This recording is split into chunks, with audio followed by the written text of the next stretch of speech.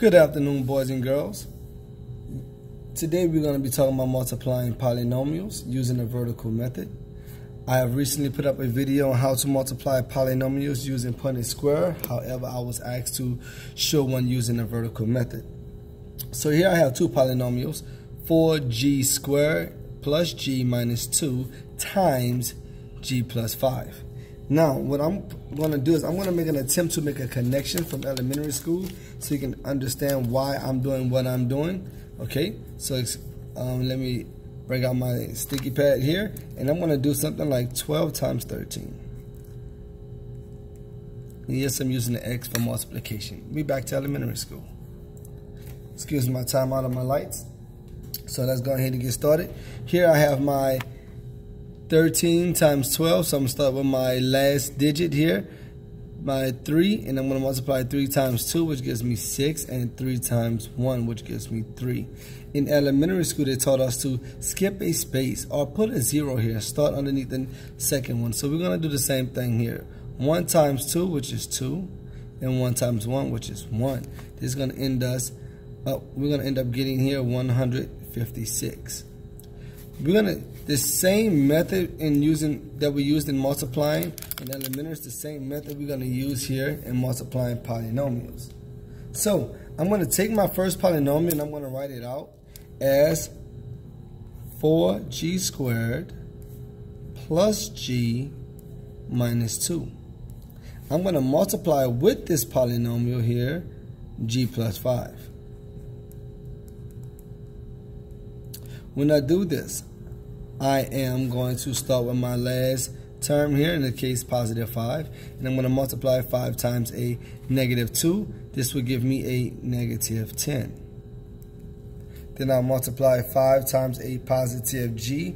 This will give me a positive 5g. And I will multiply 5 times 4g squared. So we multiply 5 times 4, keeping my g squared, and it would be 20 g squared.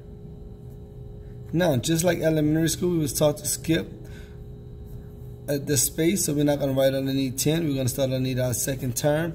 In this case here, we're going to take g and multiply times negative 2, and I'm going to get a negative 2g. Then I'm going to multiply g times positive g, and I'm going to get a positive g squared. And now lastly, I'll multiply g times 4g squared, and I'm going to get 4g cubed. What I like to remind you guys is that when you multiply variables that are the same, you have to add the exponents. So here the exponent is 1, here's the exponent is 1. So when I multiply g times g, I get g squared. Here's the exponent is 2 and the exponent is 1. So when I multiply my g times g squared, that gave me g cubed. Finally, I would combine like terms here. I'll write my final answer in red. Since there's nothing underneath my negative 10, I get to bring my negative 10 down as my final answer, as part of my final answer, excuse me. Here I have a positive 5g and a negative 2g. They are like terms since they both have a g to the first power, so I'm going to combine using my calculator, and I will punch in 5 minus 2, and this will give me 3g. Next, my like terms I have is 20g squared and a positive 1g squared. So in my calculator, I will punch in 20 plus 1, and this will give me a 21g squared. Since my 3g was positive, I'm going to put a plus sign here. There's nothing above my 4g cubed, so I'm going to bring down my 4g cubed as part of my final answer. Notice I put a plus sign here. Because 20 and 21 were combined, I have received a positive 21. So in front of that 21, I will plug in a positive symbol, plus. So there we are, ladies and gentlemen, there we go. We are done. Our final answer is 4g cubed plus 21g squared plus 3g minus 10 as a final answer. If you have any questions, please feel free to let me know by leaving a question below.